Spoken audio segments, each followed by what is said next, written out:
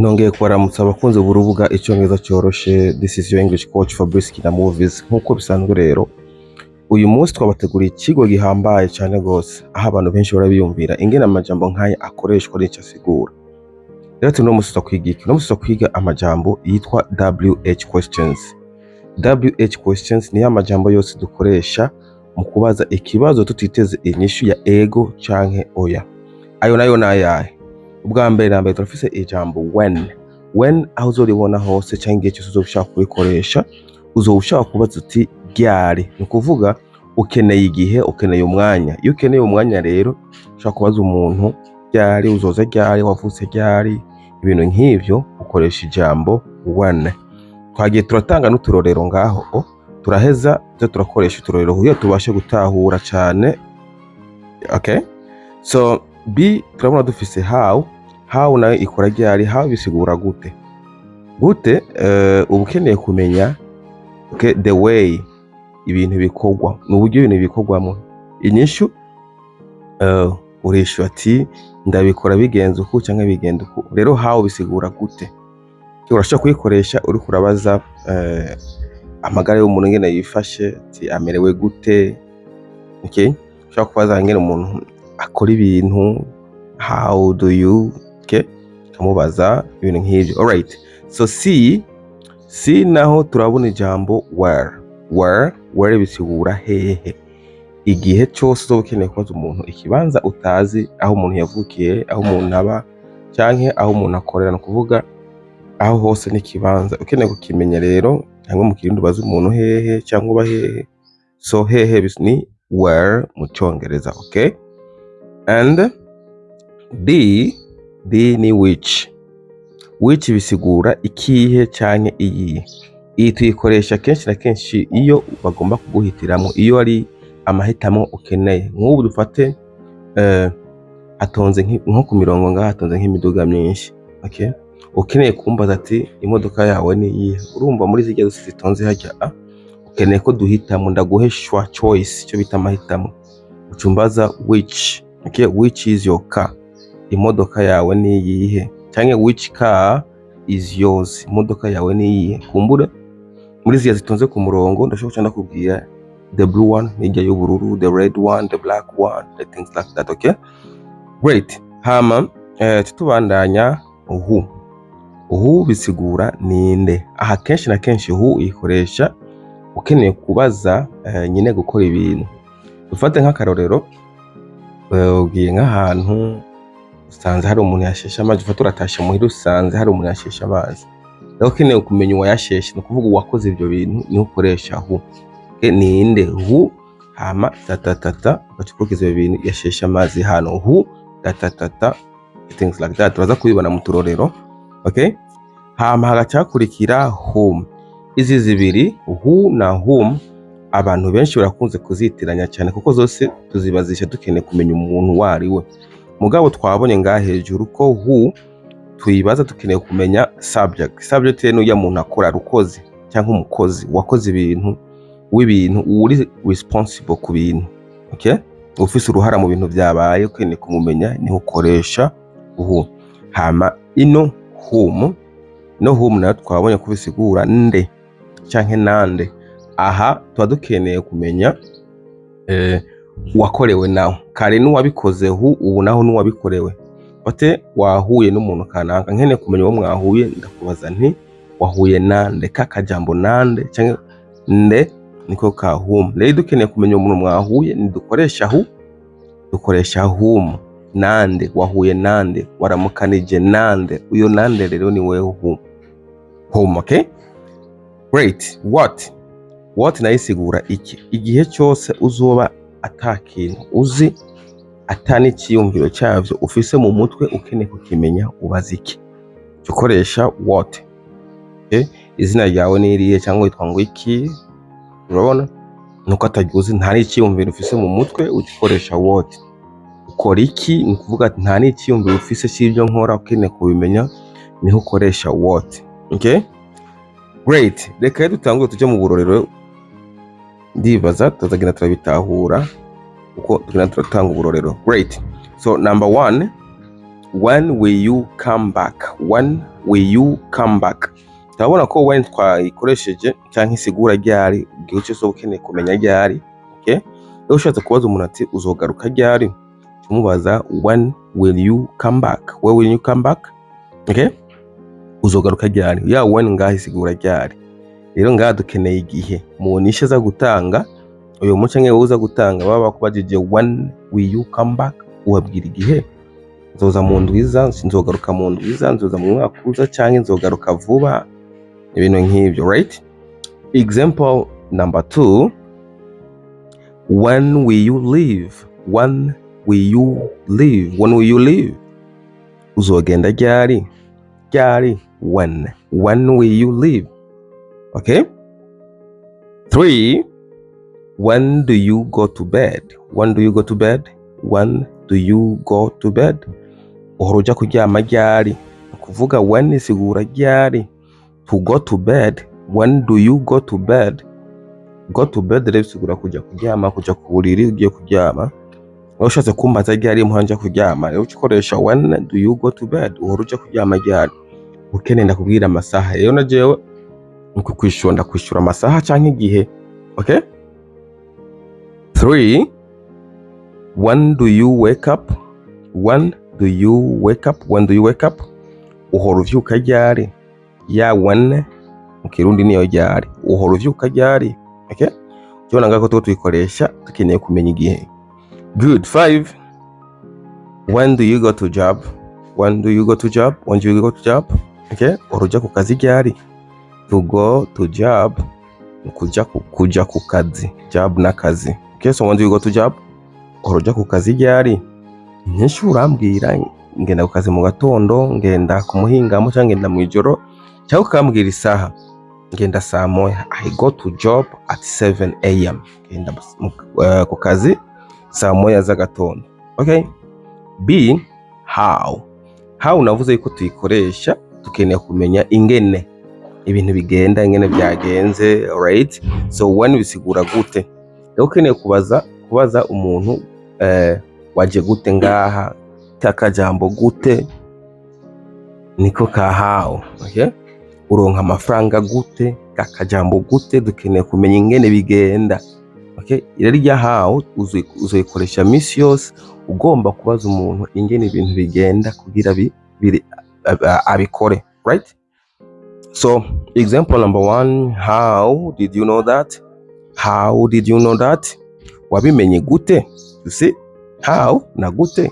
Wabimenye gute? How did you know that? Ukeneye kumenya ingene vyagenza bimenye. Kena babwiye ko how isigura ingene uyikoresha mu kumenya ingene ibintu bikogwa, byakoze cyangwa bizokogwa, right?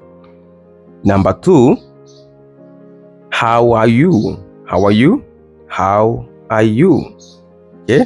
Umerewe gute? 3, how do you get money? How do you get money? How do you get money? Uronka mahera gute? Cyatubona ko how na gute. Okay? So how ukeneye kubajije umuntu how do you get money, urumva ukeneye kumenya ingene yaronka. Rero ukoresha how igihe cyose uzoba ukeneye kumenya ingene umuntu akora ibintu, right? 4, how did you understand me? How did you understand me? How did you understand me? Wantahuye gute? Okay? 5, how do you go to church? How do you go to church? How do you go to church? Uhora ugenda ku isengero gute? Okay? Iyo bagiye umuntu uhora ugenda ku isengero gute? Niko wumvajije ati ugenda ku isengero ni iki? Nukuvuga aho ukeneye kumenya uburyo yiyunguruzamwo. Okay?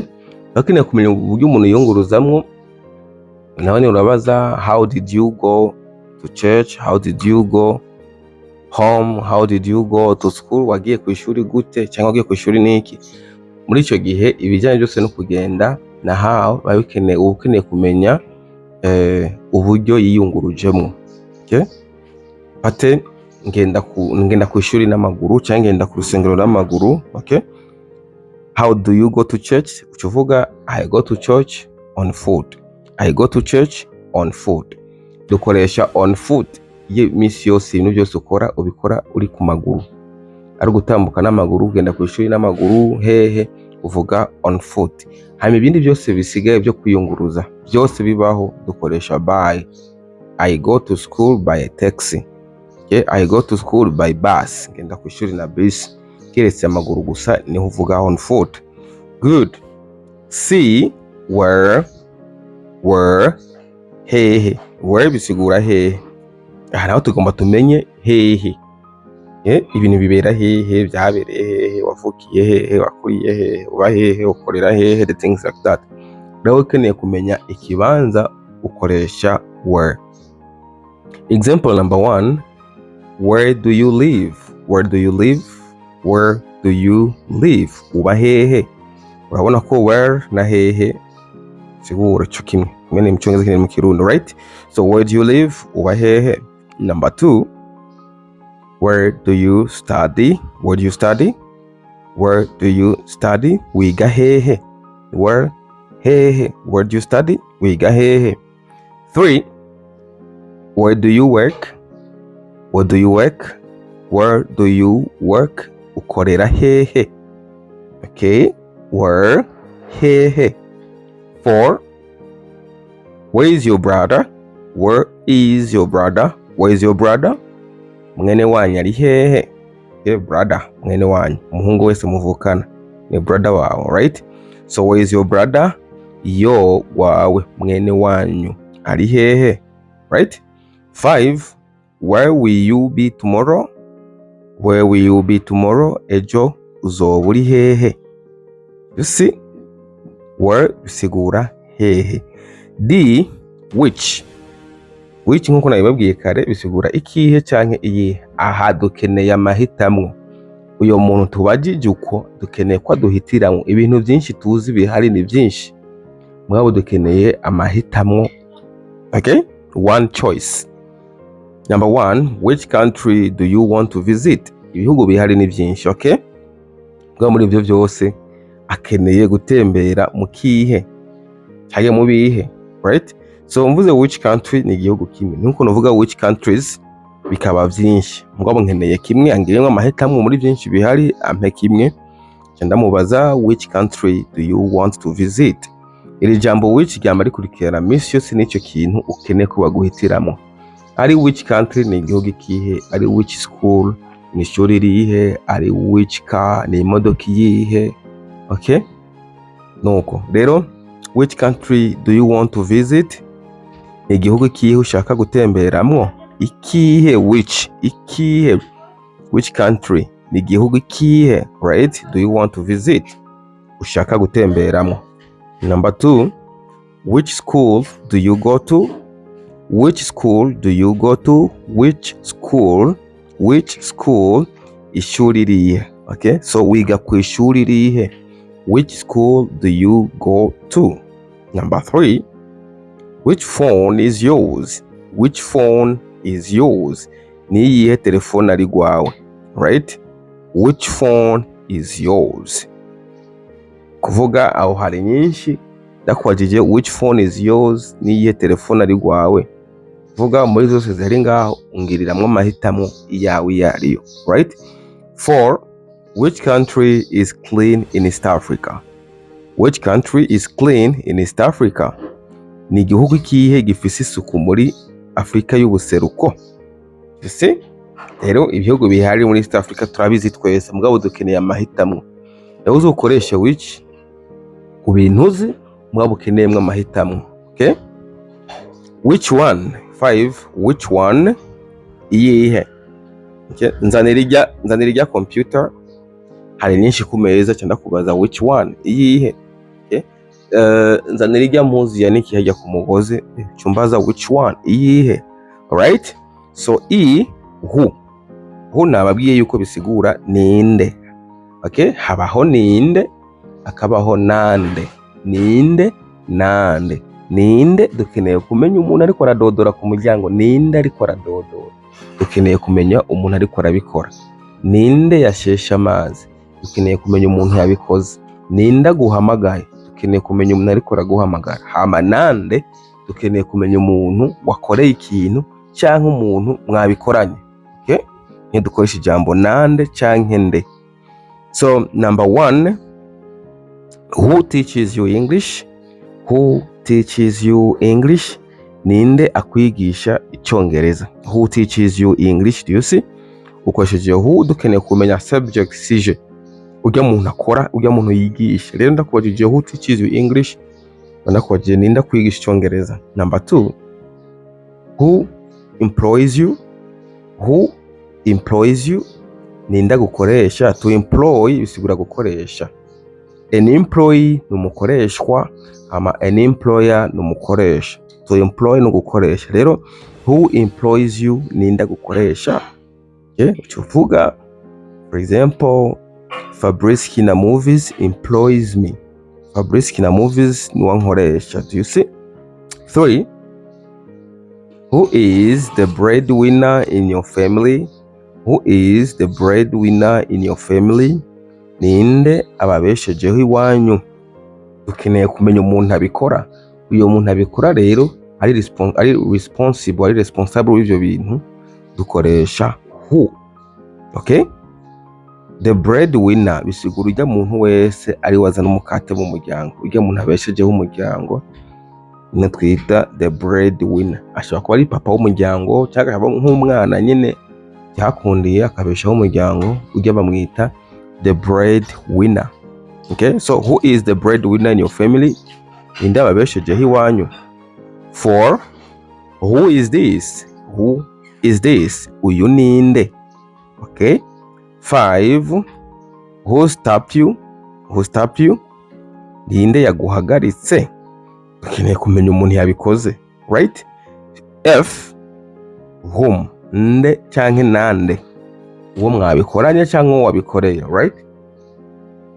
Whom did you meet? Whom did you meet? Wahuye nande. Aha twovuga ngo, okay, ngo wahuye ninde canke ninde wahuye. Urinze uvuga ngo ninde wahuye, nuko ucongera ko akajambo nawe. Ninde wahuye nawe. Okay? Nukuvuga ucutora ninde nawe. But whom bisigura nande rero. Whom did you meet? Wahuye nande. Number 2, whom do you live with? Ubana nande. Aha dukeneye kumenya ujya muntu wa kabiri mukorana ibintu. Ujya muntu muri kumwe in companion mukorana. Cyangwa ujya mwahuye, the things like that, right? So whom do you work with? Whom do you work with? Ukorana nande.